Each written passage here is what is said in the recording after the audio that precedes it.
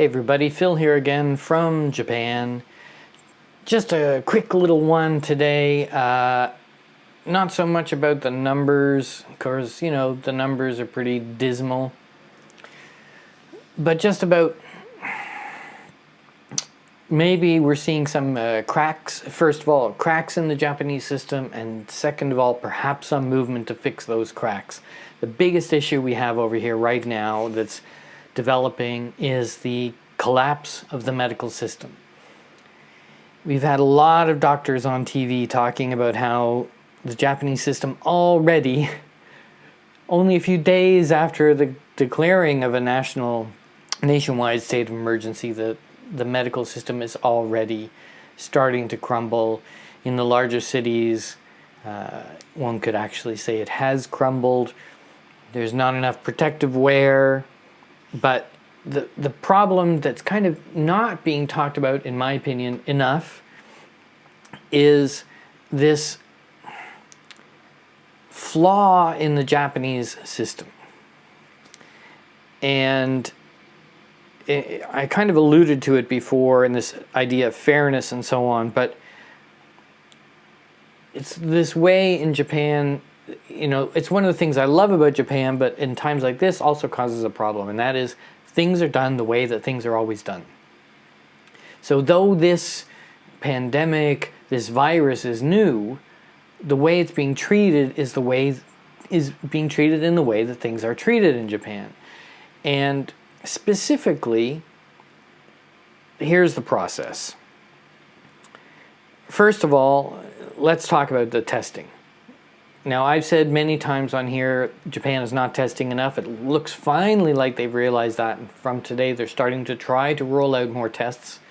But already we have a huge problem with testing in Japan, in that people who are recommended for a test, first they have to go to their doctor, and their doctor has to recommend them to get tested. So you can't just go to a testing center. And this is going from what I'm seeing in the Japanese media. I'm not just making this up for no reason.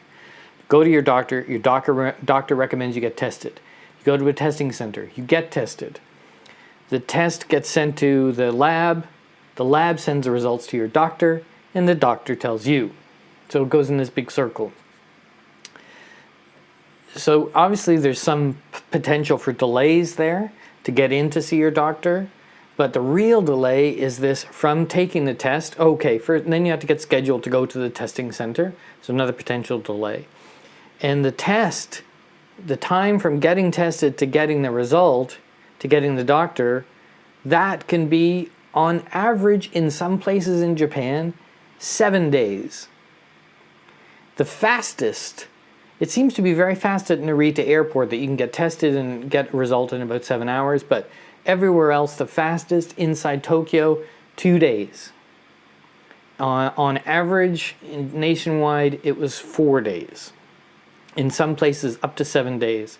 So you get tested, and then you have to sit at home for 7 days, wondering whether you've got, to be honest, in some cases you'll be dead, so you don't have to worry about it. But there is no, that's a huge problem.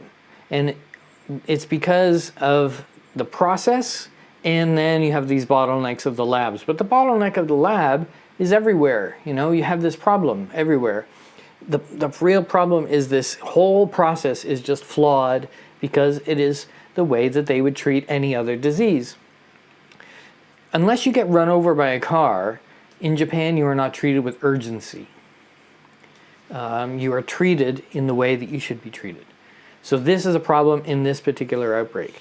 The other problem is that once you are tested, and if you are tested positive, you have to go to hospital. Go into hospital. Be checked into hospital for at least 2 days.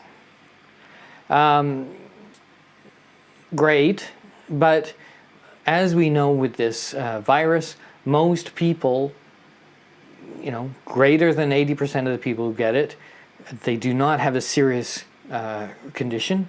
So that means they're in the hospital, they're taking up a hospital bed, they're taking up hospital staff, and they're also risking the spread of an in-hospital virus outbreak because they're an infected person in a hospital, they should just be sent home. It should be done the exact opposite way. You should only get admitted to hospital if you are displaying serious symptoms. It boggles the mind that you would think the other way, but this is a huge strain on the medical system in Japan.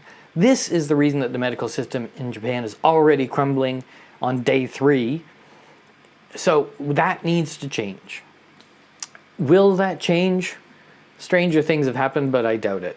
So what is going to be the outcome? They're going to have to create many, many hospitals, probably by taking over hotels and so on, and then find the staff to put in those hospitals. It's just a clusterfuck. What else can you say, you know? So this is the biggest threat to Japan right now, and Japan's handling of this coronavirus. Just for the record, in excess of 11,000 infected people now, 240 at least deaths. Anything else interesting? Not really. So in my area, in this month, in the 2 weeks, 2.5 weeks, we've gone from 0 to 80 something. Which may not sound like a lot, but it was completely unnecessary. 83. Anyway, that's the way it is for today from Japan. We'll see you soon. Stay out of hospital. Stay off the streets. Stay at home. Learn something. Have a drink. Bye for now.